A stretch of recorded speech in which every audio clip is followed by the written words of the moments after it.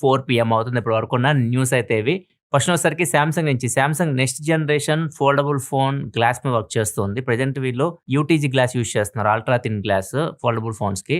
ఇప్పుడు దీని ప్లేస్‌లో కొత్త గ్లాస్ టెక్నాలజీ అయితే వీళ్ళు టెస్ట్ చేస్తున్నారు. దీని పేరు వచ్చేసరికి సీటీజీ గ్లాస్. సీటీజీ అంటే సెంటర్ ఎడ్జ్డ్ థిన్ గ్లాస్ అన్నమాట. ఇదేంటంటే మనకి ఏదైతే క్రీజ్ ఏరియా ఉంటదో అక్కడ మాత్రం ఈ గ్లాస్ థిన్‌గా ఉంటది.